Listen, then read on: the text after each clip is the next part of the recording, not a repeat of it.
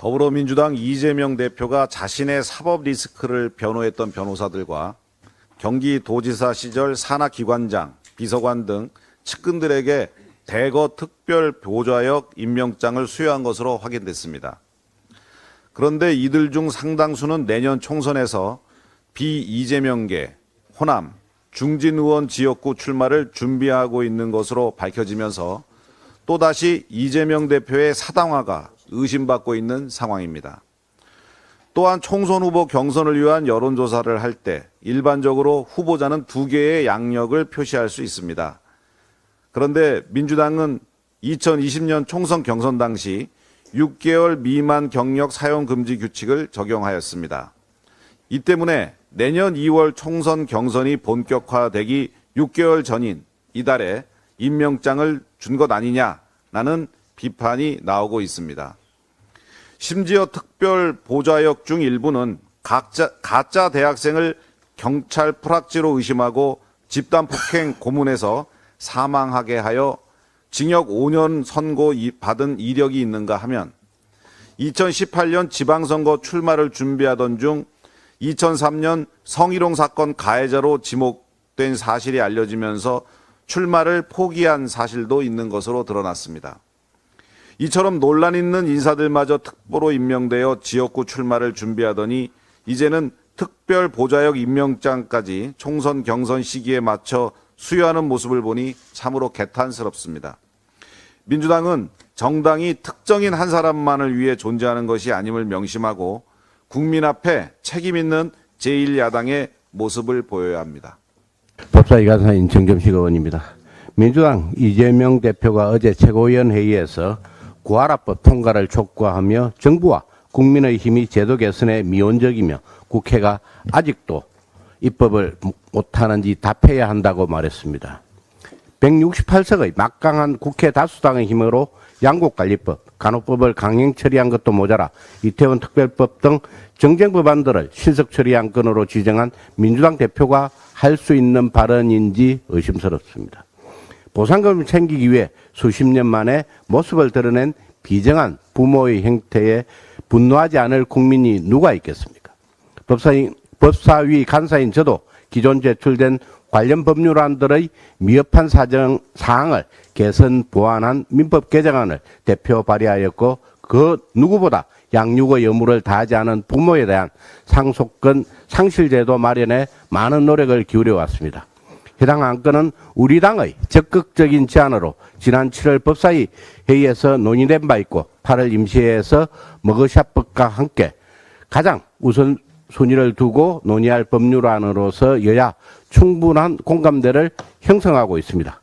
국회와 정부, 법원이 머리를 맞대어 신속히 처리해야 할 문제를 두고 정부와 국민의 힘이 미온적이라는 말로 법안 심의를 또다시 정쟁으로 몰아가려는 이재명 대표와 민주당의 유감을 표하며 사실을 왜곡하고 혼란을 부추기기보다 법안 심사에 적극적으로 협조하는 데 당력을 기울여 주실 것을 당부합니다. 국민의힘은 양육 의무를 다하지 않은 부모의 재산 상속으로 인해 더 이상의 억울한 피해자가 발생하지 않도록 법안 처리에 만전을 기하도록 하겠습니다. 이상입니다. 이번 캠프 데이비드 한미일 정상회의는 글로벌 중추국가로 자리매김한 대한민국의 위상을 전 세계에 각인시켜준 자리였습니다. 바이든 대통령이 대통령 전용 별장인 캠프 데이비드에 외국 정상을 초청한 것도 최초의 일이었고 3개국 정상이 한미일 정상회의만을 위해 만나는 역사상 첫 번째 자리였기에 전 세계의 큰 관심을 받았습니다. 바야흐로 전 세계 GDP 3분의 1을 차지하는 자유민주주의 협의체가 탄생한 것입니다. 이는 대한민국 외교사에 기록될 역대급 성과로 평가하기에 부족함이 없는 일입니다. 불과 1년 전만 해도 한일 관계는 엉망이었습니다. 문재인 정부가 한일 관계를 사상 최악으로 만들어 놓았기 때문입니다. 이 때문에 이러한 한미일의 실질적인 외교 공조는 어려운 상황이었습니다. 윤석열 대통령은 지난 3월에 미래지향적인 한일 관계를 만들겠다고 주창하시면서 먼저 일본을 방문하였습니다. 이에 화답하여 기시다 총리가 52일 만에 전격 방한하여 한일 간 셔틀 외교가 복원되면서 최악의 한일 관계가 정상화의 길로 급진전되었습니다.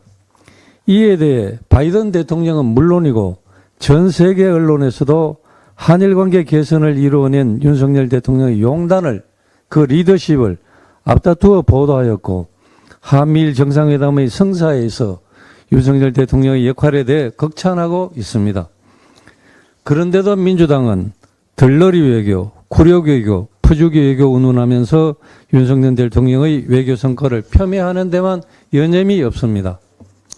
외교에는 여야가 없다고 하거늘 민주당은 윤석열 대통령이 뛰어난 외교력을 발휘하여 문재인 정부 시절 국제사회에서 급격히 하락한 대한민국의 위상을 명실상부한 글로벌 중추국가로 우뚝 세워놓아도 여전히 들러리 외교 타령만 하고 있습니다. 어제 윤석열 대통령께서 한미일 정상회담 성과 설명에서 우리 국민들에게 위험은 확실하게 줄어들고 기회는 확실하게 커질 것이라고 자신 있게 말씀하셨습니다. 한미일 삼각 안보협력 체계가 더욱 견고해졌을 뿐만 아니라 첨단 기술력과 선진 산업 기반을 통합하는 계획을 설명하였고, AI, 양자 컴퓨팅, 우주 등 국가 안보와 직결되는 미래의 핵심 실험 기술의 공동 개발부터 기술 표준화, 기술 유출 방지에 이르기까지 전 단계에 걸친 기술 안보 협력을 3국 간 합의했다고 밝혔습니다. 우리 정부 여당은 글로벌 복합위기와 도전을 기회로 바꾸기 위한 동맹국 결속은 물론 북한과도 대화의 창을 열어놓고 중국, 러시아와의 협력 방안도 협력을 진행해 나갈 것입니다. 부디 민주당은 현 정부의 국익을 위한 외교에 죄를 뿌리지 말고 우리 정부가 원칙에 기반한 정의롭고 당당한 외교를 펼쳐나가는데 적극 협조해 주기 바랍니다. 네, 현재 이동관 방송통신위원장 후보자에 대한 인사청문 보고서 채택이 야당의 억지와 목리로 지금 난관에 부딪히고 있습니다. 그런데 이번 결산을 준비하는 과정에서 방송통신위원회의 편파적인 미디어 환경 조성을 위한 이권 카르텔의 존재 정황이 나타나 한 말씀 드리고자 합니다. 방송통신위원회에 인터넷 환경 신뢰도 기반 조성이라는 사업이 있습니다. 2022년도에 17억 4천만 원을 사용했고 지난 3년간 총 51억 원이 사용됐습니다. 이 돈의 사업 주체는 시청자 미디어 재단인데 그 시청자 미디어 재단에서 일부 사업이 재단법인 팩트체크넷이라는 곳으로 위탁이 되어서 수행을 했습니다. 그런데 이 팩트체크 사업이 편향적으로 운영된 정황이 발견이 되었습니다. 정치인 발언 검증 컨텐츠 42건 중에서 3분의 2에 가까운 27건이 현재 여권 정치인 발언을 대상으로 했고 현재 야권 정치인 발언에 대해서는 13건에 불과했습니다. 여야 동시에 검증한 것은 단 2건에 불과했습니다. 팩트체크라는 것 자체가 논쟁적이기 때문에 양자를 균형적으로 살펴야 함에도 불구하고 이 사업의 팩트체크는 어떤 발언을 대상으로 할 것인지부터 이미 편파적이었던 것입니다. 또 팩트체크넷에 팩트체커로 활동할 경우 컨텐츠 한 건당 10만 원에서 15만 원의 사례비를 받도록 되어 있는데 지난해 100만 원 이상 사례비를 받은 한 팩트체커는 자신의 SNS 계정에 현재 윤석열 정부에 대한 비호감을 대놓고 드러내고 있었습니다. 이 말은 팩트체크 등록 시 해당자에 대한 정치적 중립성 등의 검증이 전혀 이루어지지 않았다는 반증입니다. 그런데 이러한 팩트체크넷이라고 하는 기관의 구성은 참으로 묘합니다. 방송기자연합회, 한국기자연합회, 방송PD연합회라고 하는 언론인 3개 연합회 외에 사회적 협동조합인 빠띠라고 하는 이 4개 기관이 공동 출연해서 설립이 되었고 팩트체크넷의 대표자는 사회적 협동조합인 빠띠의 대표자가 대표를 맡고 있습니다. 결과적으로 빠띠라는 사회적 협동조합을 표방하는 단체가 이 사업을 수행한 결과가 되는데 이 단체의 커뮤니티 활동 중에는 박근혜 전 대통령 탄핵 촉구 활동 인정과 같은 정치 편향적인 활동이 다수 있었습니다. 결과적으로 종합해보면 방송통신위원회의 국민혈세가 사회적 협동조합을 표방하는 편향적인 단체로 흘러들어갔고 그 예산으로 편파적인 언론 환경을 조성하는 활동을 계속했다는 뜻이 됩니다. 결과적으로 중립성과 타당성이 낮은 이 사업에 대해서 2023년부터 관련 예산을 줄이긴 했습니다. 현재 이 법인은 해산을 의결한 상태입니다. 그런데 해산을 의결한 것이 더 수상합니다. 이러한 편파적인 단체의 활동에 대해서 문제가 심각한데 이 활동을 확인할 수 있는 자료를 구하기가 불가능합니다. 해산된 단체이기 때문에 현재 홈페이지도 클로징된 상태입니다. 한마디로 국민 혈세를 잘못된 편향된 활동에 지출했음에도 불구하고 환수가 불가능할 뿐만 아니라 결과적으로 전형적인 예산 먹튀, 뜯다방과 유사하다고 할 수 있습니다. 특정 정치 세력과 편향적인 시민단체 등이 이권 카르텔을 형성하여 국민 혈세를 빼먹은 이 결과에 대해서 앞으로 철저한 수사가 필요하다고 생각합니다. 이러한 이권 카르텔이 지난 정부 시절 방통위 내부 곳곳에 또 다른 정부 부처나 공공기관 곳곳에 얼마나 많이 독버섯처럼 자라있는지 확인이 필요하다고 봅니다. 국민 혈세를 낭비하고 우리 사회를 병들게 하는 이권 카르텔을 깨고 새로운 집행을 열기 위해서는 새 수를 담을 새 부대가 절실한 상황입니다. 더불어민주당은 이권 카르텔에 호응하는 것이 아니라면 이동관 방송통신위원장 임명 절차에 조속하고 원활하게 완료될 수 있도록 적극 협조해 주기 바랍니다. 이상입니다. 가방위 간사 박성중 의원입니다. 오늘 원내 대책회의는 권태선 박문진 이사장의 해임 사유 그리고 민노총 언론노조 조합원의 방송장악 관련 총투쟁 질의원 관련해서 말씀드리겠습니다. 어제 21일 방통위의 박문진 검사감독 결과가 발표되었습니다. 조사 결과 박문진 권태선 이사장의 심각한 해태, 비위 등 문제가 발각돼서 정당하게 해임 조치되었다는 점을 다시 이 자리에서 말씀드리겠습니다. 우선 첫째는 박문진 권태선 이사장은 MBC 안영준 현 사장, 당시 후보자가 수년 전 벤처기업으로부터 거액의 공짜 주식을 받았다는 투서를 받았음에도 이에 대한 검증을 하지 않은 채 유야무야 처리하고 임명시켰습니다. 또 MBC 특별감사 결과에서 주식 명의 신탁 행위가 드러났음에도 어떠한 조치도 취하지 않았습니다. 또 이 같은 문제에 대해서 권태선 이사장은 MBC의 감사 업무에 김기중 이사를 업적으로 파견한 바 있습니다. 그래서 내용을 다 알고 있다 이런 사안입니다.